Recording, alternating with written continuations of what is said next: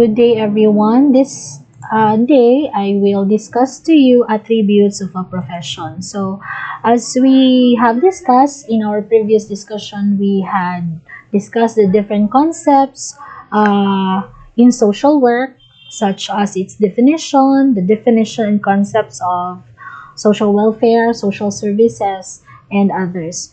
We also discussed the historical development of social work as well as social welfare and the different laws are related to social work. This time, this will be part of the midterm coverage, so I'll discuss to you the attributes of a profession.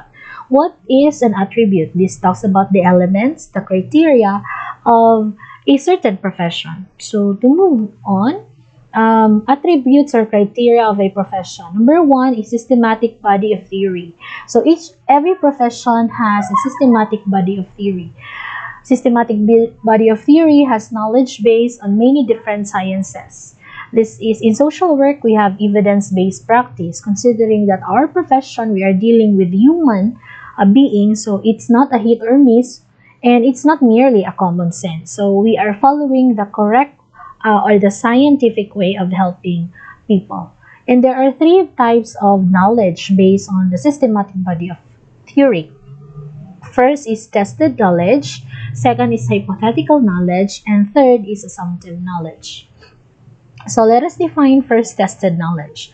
Tested knowledge is the knowledge that has been established through scientific study or research. This comes in the form of borrowed knowledge. So in social work, one of the theory that we borrowed is the social sciences theory, that of the theory of Freud, the theory of Erik Erikson, that explains a specific behavior of a person. So these are some of the example of tested knowledge where these are the knowledge that has been established through scientific study. Even evidence-based practice is also part of the tested knowledge. Concerning that in our profession, we do not jump into conclusion of our decisions, but we base our decision or assessment on the facts that we have gathered. That is evidence-based practice. Hypothetical. This undergo transformation into tested knowledge, even if tentatively, such knowledge may be accepted to explain certain facts. So hypothetical knowledge, these are specific body of knowledge which para bang it is not tested but it presumes to be true. Hypothetical.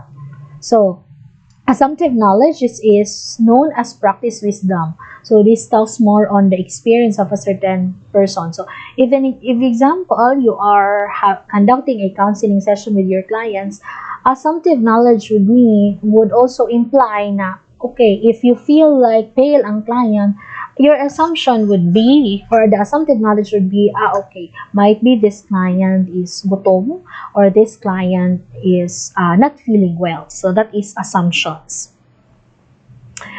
To move on, we also have the second attributes of the profession, which is professional authority.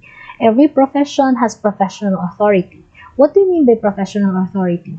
This is an extensive education necessary as a source of professional authority that makes for respect for practitioners' competence. So that is why I've been telling you that you need to be proud of that you are a social worker, or you are a social worker in the future, because we have the professional authority over our client. That is why very important, especially that we are in making the social case study report, that we owned it.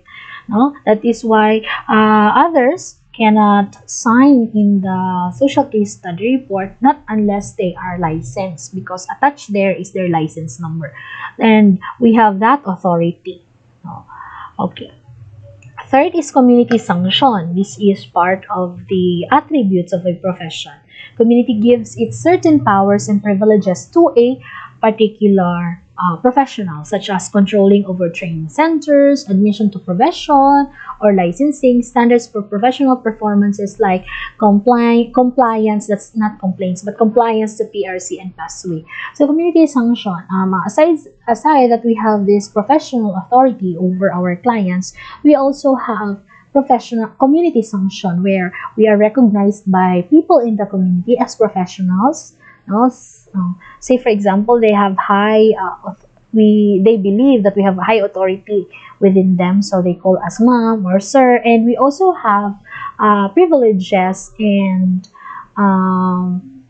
certain powers in terms of our in the pathway or the professional regulation commission, in the sense that if we have the license number, we can exercise our profession as social workers. Fourth is regulative code of ethics. As social workers, we follow formal and informal code of ethics in terms of our ethical behaviors in dealing with colleagues, clients, and other people. We also have professional culture. This explains formal and informal rules, norms, values, and symbols. So professional culture as social workers, we are, even though no, in the field, even though you are not, example, hindi kayo magkaklase, hindi kayo kakilala, but if you know a social worker by profession, para bang ang gaan ng atmosphere at ang gaan ng iyong loob sa isang social worker.